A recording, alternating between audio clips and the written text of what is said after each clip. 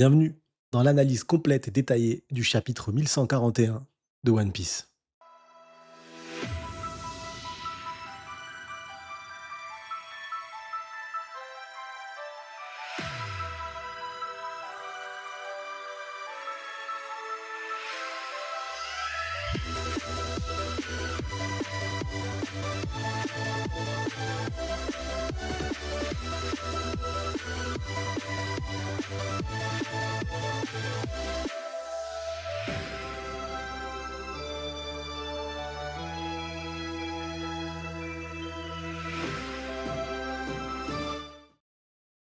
Partie 1, un compte qui court. Oui, ça va vite, ça va super vite. Sincèrement, je sais pas l'impression que ça vous donne, vous, en le lisant même de manière hebdomadaire, mais au tout début du chapitre, il quitte à peine le château. En l'espace de quelques pages, Nami a déjà retourné auprès d'Usopp. Ils ont déjà déposé les géants blessés suite à l'affrontement contre Shamrock. Et ils sont déjà face à Loki et en plus de ça, ils ont déjà libéré Loki avec le retour d'Ashrodin qui vient crier: «Non! Arrêtez tout!» Ça va super vite. C'est vraiment l'impression qu'Oda veut vite, vite, vite nous raconter quelque chose. Il est pressé, il est pressé. Je sais que certains se disent: «One Piece, c'est long. One Piece, ça va trop vite». Mais moi, j'ai réellement cette impression et je vais faire l'ancien en tant qu'ancien lecteur, en tant que vieux lecteur, que One Piece se lit différemment actuellement. Que cet arc-là ne ressemble pas du tout aux autres. La même histoire, donc oui, forcément, mais dans les exécutions, tout va extrêmement vite et je l'avais déjà ressenti avant, légèrement, à Egghead, avec le saut dans le temps qui n'a pas été rattrapé derrière. C'était réellement un saut dans le temps qui ont permis de gagner du temps. Tout l'affrontement contre les Séraphins, on ne l'a pas vu. Oda aurait pu décider de le mettre, il ne l'a pas mis dans l'œuvre. Il nous a pas fait profiter de ces moments-là, tout en sachant que Robin a été gravement blessé, que tous les Mugiwara ont galéré, mais il ne nous l'a pas montré. Et du coup, on s'est tous dit: «Ah, on va avoir un flashback». On l'a pas eu ce flashback. Et après l'arc avec Ed a pris son temps dans sa construction, mais là, j'ai vraiment l'impression que tout va très vite. Loki est déjà libéré. En l'espace de 10 chapitres, il est libéré. En l'espace de 10 chapitres, on a appris que Shanks avait un frère jumeau. On a appris que, le roi, avait été tué par Loki, même si je pense que finalement on se dirige réellement une autoroute vers, Loki porte le fardeau de d'un peuple, et n'est pas du tout le monstre qui est dépeint. Parce qu'il faut pas oublier que Oden, la première fois que Oden est dépeint, il est dépeint comme un monstre et c'est tout sauf ce monstre-là. Il a une personnalité complètement loufoque. Certes, Oden, à l'âge de 7 ans, il me semble, il a fait un harem avec les femmes des gens du village. Les maris sont venus pour récupérer leurs femmes, il les a massacrées. Certes, mais c'était pas un mauvais bouc quand même. Et on retrouve le même principe avec Loki. On se dirige là-dessus. Le seul truc qui me paraît un peu bizarre, c'est que c'est évident. C'est évident. Je ne sais pas vous, mais il y a vraiment cette notion d'évidence. On s'est posé la question, dès le début. Dès le début avec Loki et le roi, on s'est posé la question parce que Loki, est aimé des animaux, parce que la relation qu'il a avec Luffy est bonne, parce que l'échange avec le Dendenmushi et la personne au bout, la personne au bout du Dendenmushi nous donne la même sensation que nous directement. «Arrête de jouer le bonhomme, tu pas un mauvais boug, calme-toi, fais pas le fou». Donc ce personnage dépeint comme, un monstre, un homme ayant la pour seule volonté la destruction et le malheur, heu, j'ai vraiment l'impression que tout est faux. Mais c'est pas une impression, je vais pas faire le théoricien 2.0: «Ouais, je viens de deviner ça». Non, non, c'est évident, c'est mis en évidence. Donc, aux yeux de tous et encore plus avec dans le précédent chapitre, directement les chevaliers divins qui énoncent le fait d'aller se recueillir sur la tombe, heu, de ce roi, de ce défunt roi. Donc maintenant, à voir comment est-ce que les choses vont évoluer là-dessus. Mais, tous ces éléments qu'on a reçus, tous les personnages qu'on a déjà rencontrés, la sensation déjà, d'aller extrêmement vite tout en ayant pris connaissance de toutes ces informations avec Loki debout. me donne l'impression que One Piece touche réellement à sa fin. J'ai vraiment le sentiment qu'on y est. Je Au-delà du scénario, oui, on y est, mais dans la vitesse, ça va extrêmement vite, ça va extrêmement vite. Je me demande pas si les pauses, ça nous sauve pas d'une fin de One Piece trop brutale, genre trop, ça va venir trop vite. Chapitre 2, le pont. Le titre du chapitre, pour moi, il est pas anodin. Il est pas anodin. J'attends de voir avec la version officielle, mais il nous fait penser à tous, sans aucune exception, à Mother Caramel. Pourquoi Mother Caramel? Parce que il y a un lien énoncé déjà dans la première partie entre, Elbaf et le gouvernement mondial. Les chevaliers divins qui sont les porteurs de l'autorité du gouvernement mondial à travers le monde et de manière officieuse à travers les gouvernements et les nations, hem, ont un lien fort, ils sont capables de se recueillir avec ce défunt roi. Maintenant, nous, en tant que lecteurs, depuis le début de l'œuvre, quel est le lien, si on doit tisser un lien entre gouvernement mondial et Elbaf? C'est Mother Caramel. C'est le seul lien. C'est le seul lien qu'on a actuellement, c'est le seul. C'est ce pont-là, c'est cette passerelle-là. Donc s'il y a eu, Mother Caramel qui a permis du coup au gouvernement mondial de récupérer des géants et de pouvoir les rendre du coup comme bras armés au sein de la marine, exactement ce que faisait du coup Mother Caramel. Elle recueillait des orphelins et les vendait derrière et ils servaient du coup malheureusement d'eux à leur insu, d'armes humaines, tout comme ces géants-là. Maintenant, on est à même de se dire, bah, quel est le lien, du coup, entre le roi Harald et le gouvernement mondial? Est-ce que c'est le même lien? Est-ce qu'il a continué à offrir des orphelins au gouvernement mondial pour continuer à enrichir la force du GM? Ça rentrerait en lien, parce que c'est le lien, c'est le seul pont qu'on a. Mother Caramel et Elbaf. Ce qui lie, c'est les enfants, les orphelins. Ce qui lie Mother Caramel et le gouvernement mondial, c'est le fait de pouvoir donner des enfants. Et elle disait bien du coup que, à minima, Big Mom serait facilement une amirale de la marine, sans stress. Donc, elle a cette opportunité-là et ce désir-là de vendre, c'est de la vente d'êtres humains, c'est du trafic d'humains. Harald, est-ce qu'il avait le même mode opératoire? Parce que Shamrock, actuellement, se dit: «On va kidnapper les enfants et les emmener à Marie-Joie». Est-ce que du coup, on va pas juste continuer à faire ce qu'on faisait habituellement, sauf que ça sera un peu plus compliqué? On va user de nos pouvoirs pour kidnapper directement les enfants et en faire des bras armés, tout en sachant que le gouvernement mondial bosse sur la géantification et ça, on le sait depuis le tout début, du coup, du Nouveau Monde, Punk Hazard avec les Numbers, je vous la refais pas. On a ces liens-là et ces liens existent entre les nations qui sont soi-disant coupées du monde.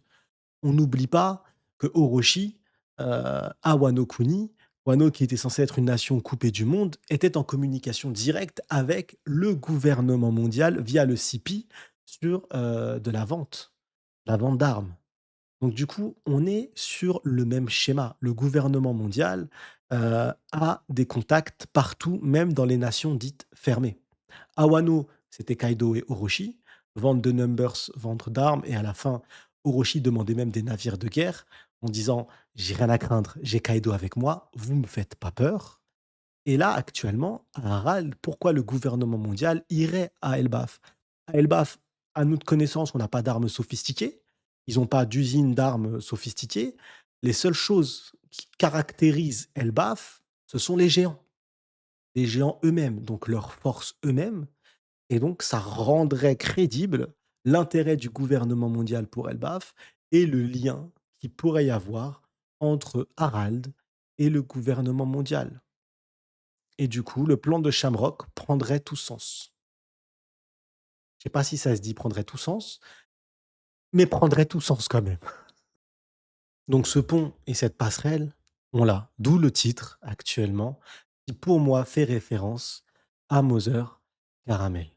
C'est la seule référence que je vois actuellement. Peut-être qu'Oda va nous emmener vers une autre piste. Peut-être qu'Oda va même pas aller vers cette piste-là. Mais quoi qu'il arrive, il va falloir nous expliquer le lien entre Harald et le gouvernement mondial. Personnellement, c'est le seul lien que je trouve actuellement crédible. En commentaire, si jamais vous, pour vous, il y a des liens différents, je vous laisse du coup me les donner. Imposant mais fragile. Elbaf. Finalement, on nous donne le talon d'Achille d'Elbaf, de l'île au complet, dans ce chapitre. Le feu, la foudre, et Elbaf est dans la merde. Clairement, c'est un raccourci. Un raccourci assez brutal, mais assez réel, où on voit du coup, on a accès à ce chapitre, à une branche complète de l'arbre qui a dû être tranchée avec une ville où cette branche portait une ville et ils ont dû à contre-cœur du coup la couper pour sauver du coup l'arbre entièrement et donc sauver l'île d'Elbaf. Cette île, ce point-là pour moi, il est important. Il est important pour les théoriciens, il est important, pour tout le monde, surtout quand on parlait de danger propre, arme antique. Honnêtement, moi-même, je me suis dit: «Mais une arme antique, c'est pas Louloudia, Elbaf, c'est immense, donc s'ils attaquent, il va rien se passer». Non, je suppose que si l'arme antique qui a rasé Loulousia avec l'énergie Mother Flame attaque cette île d'Elbaf, elle peut s'embraser et s'enflammer. C'est la petite flamme au tout début qui va engendrer un feu, heu, irrattrapable. Et la destruction derrière d'Elbaf. Donc Elbaf est potentiellement aussi en danger au vu, de l'évolution du scénario actuellement avec les armes antiques qui vont bientôt rentrer, dans cette guerre, dans cette ultime bataille, tout en sachant qu'il y a le gouvernement mondial qui possède une arme antique. Il y a Barbe Noire qui possède maintenant l'information de la localisation des armes antiques avec toute l'intrigue de Caribou depuis le début, qui lâche pas les Mugiwara, qui est présent à chaque révélation de positionnement d'armes antiques et qui est finalement la groupie ultime de Barbe Noire. Et juste avant cet arc-là qui est complètement fou, heu, il était là, arrivé en face de Barbe Noire, où en plus l'information, jouait sur sa vie. Barbe Noire a dit: «D Ramenez-le, s'il a un truc à dire intéressant, c'est bon, sinon quick!» Donc là, ce qu'il a à dire, c'est plus qu'intéressant, tout en sachant que Barbe Noire a écouté, comme le reste du monde, la plaidoirie, de Vega sur les armes antiques. Donc les armes antiques dans One Piece vont jouer un rôle. Donc Elbaf, finalement, n'échappera pas aux autres îles, n'échappera pas à la règle et sera elle-même en danger si utilisation d'armes antiques il y a. Après, au-delà, si on met l'arme antique de côté, il reste quoi, du coup, derrière, en termes de danger au sein de l'île? Je sais que certains vont peut-être penser à Ener avec le retour d'Ener et penser à la fresque avec la foudre et avec le bateau qui ressemble grandement, bateau volant qui ressemble grandement à celui d'Ener qui tape l'arbre du coup d'Adam, de la foudre. Mais est-ce que du coup, Ener, c'est pertinent de nous le ramener tout de suite, maintenant? Je ne suis pas contre un retour d'Ener. C'est pas que je m'en fous, là-dessus, c'est vraiment une partie qui m'intéresse, c'est d'être surpris. S'il doit revenir, je veux être surpris. Je veux pas le prévoir, je veux: «Oh! Oh! Qu'est-ce qu'il fait là?» Je veux ma claque. Donc là, actuellement, dans cet arc-là, je pense qu'on a nous a raconté beaucoup de choses de manière extrêmement dense. On nous a révélé une fresque. En termes de révélation, on est quand même pas mal. Je pense qu'on peut lever le frein. Maintenant, si je veux des révélations sur cet arc-là, je veux des révélations sur l'histoire de Harald, sur le lien qu'il a réellement avec le gouvernement mondial, l'histoire de Loki réellement, l'affrontement et de l'affrontement qu'il a eu avec Shanks, avoir plus d'informations sur Shanks, avoir du coup les informations avec Gaban sur le dernier road poneglyph et c'est déjà pas mal. Je pense. On mange déjà pas bien et ou ah bien et aussi du coup, les chevaliers divins avec leur petit jeu de kidnapping d'enfants. Donc en termes d'information, je pense qu'on est quand même pas mal. On a densifié, donc rajouter NR, ça me paraît compliqué. En tant que manieur de feu, à ma connaissance, du coup, à part Zoro qui est capable de découper le feu et Luffy qui est capable de d'enflammer son coup de poing, je n'en connais pas. Maintenant, on va parler d'un personnage. On va parler de Loki. Loki, transition parfaite. Loki est enfin libéré. Après une dizaine de chapitres, Loki est debout, encore enchaîné aux chevilles, avec du granit marin, donc affaibli, supposément tout du moins, blessé gravement par Shamrock, mais sourire aux lèvres et Ragnir à la main. Il possède le marteau. Le marteau, je ne l'avais pas vu. Je ne sais pas, dites-moi en commentaire si vous l'aviez vu, vous déjà avant, vous l'aviez remarqué cette arme-là. Mais que fout ce marteau dans son dos? Et pourquoi est-ce qu'ils l'ont attaché avec ce marteau? Donc, des hypothèses directement. Assez simple, si on veut simplifier la vie, ils l'ont attaché parce qu'il est seul digne porteur du marteau. Il a récupéré le pouvoir du marteau et donc il peut lui-même l'utiliser, personne d'autre, un peu du même principe qu'Excalibur, avec le fait de pouvoir retirer, l'épée. C'est le seul à pouvoir manier ce marteau actuellement. Donc comme c'est le seul, ils ont pas pu le bouger de son dos, il est resté, avec lui. Et honnêtement, quand je le vois debout comme ça, terrifiant, je me dis: «Mais Shanks, qui es-tu? Qui es-tu, monsieur?» Tu vois? Combattu. Je sais qu'on peut me dire: «On sait pas, il y avait peut-être tout son équipage en même temps en support», j'en sais rien. Moi, je sais juste on me parle de Shanks et qu'il l'a ramené à Elbaf, c'est tout. Ce monstre, ce mastodon. Donc, incroyable le retour. Donc, est-ce que via ce marteau-là, il a la possibilité, heu, de détruire Elbaf? Après, est-ce qu'il a la volonté de détruire Elbaf? Je ne pense pas. Il est parti, il a quitté Elbaf et si on rentre dans le raisonnement de se dire que Loki n'est pas un mauvais boug et que Loki porte un fardeau sur son dos, un poids sur son dos tellement énorme pour protéger Elbaf et les aider parce qu'il doit savoir à mes yeux que, son père était un traître.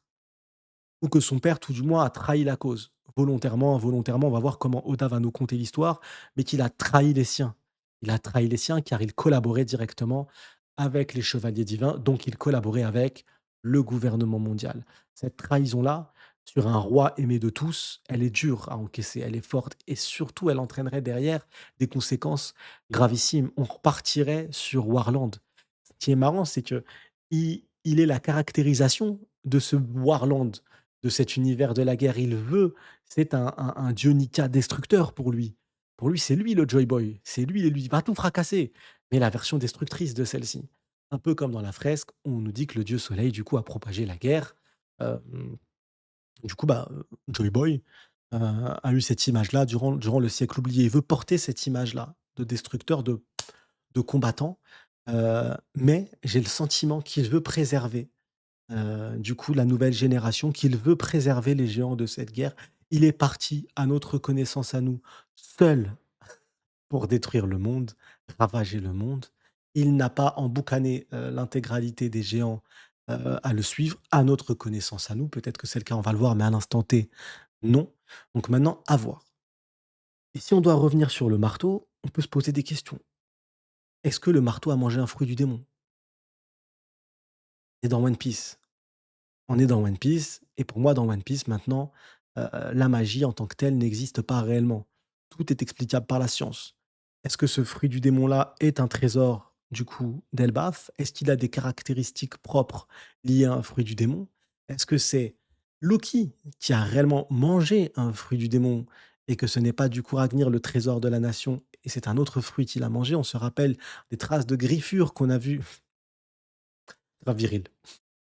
Traces de griffures qu'on a vu du coup, dans le château. On a pensé directement à l'affrontement et en se disant que Loki s'est transformé en loup. Du coup, heu, il y a tout qui s'en mêle, tout qui se mélange pour notre plus grand plaisir à tous. Mais pour moi, les informations qu'on doit vraiment retenir dans ce chapitre-là, les informations importantes de ce chapitre-là, c'est tout simplement le lien entre, le titre qui paraît anodin comme ça, je vous parlerai pas d'Usopp. Je vous ferai pas l'outrecuidance de parler d'Usopp, hein, je si non, à se respecter nous tous, laissons cet alcoolique de côté. Fêter son arrivée sur Elbaf où l'intrigue principale, il a échappé à toutes les intrigues principales actuellement, à part se déchirer la gueule, il en a pas eu. Donc du coup, revenons. Le titre, à mes yeux, c'est un petit clin d'œil d'Oda à Mother Caramel. Mother Caramel est le seul lien actuellement avec le gouvernement mondial, à notre connaissance, qui lie Elbaf au gouvernement mondial avec la vente d'enfants. Hem, leur défunt roi, du coup, est lié au gouvernement mondial. On peut penser directement à la seule richesse, du coup, connue pour nous, d'Elbaf, à part le bois d'Adam. Mais je ne pense pas que ça soit le bois d'Adam que le gouvernement mondial, essaie de négocier, mais plus, du coup, des enfants qui vont devenir adultes et qui vont devenir forts, donc continuer à augmenter la puissance du gouvernement mondial, heu, ou et il y a du coup, pour moi, c'est ces liens-là, donc et avec Shamrock, du coup, derrière, qui nous parle encore de récupérer des enfants et de les emmener à Marie-Joie. Donc si on tient une ficelle, on corrèle, on fait un produit en croix, on arrive, c'est les enfants. Donc potentiellement, ça expliquerait le plan, de Shamrock. Donc pour moi, il y a ça à retenir dans le chapitre et il y a la libération, de Loki. Donc est-ce que les mensonges vont enfin être levés? Est-ce qu'on va apprendre la vérité? Est-ce qu'on a tous raison sur le fait de penser que Loki est un bon gars, que Loki porte un fardeau sur lui? Est-ce qu'on va avoir notre Oden bis Madin Elbaf?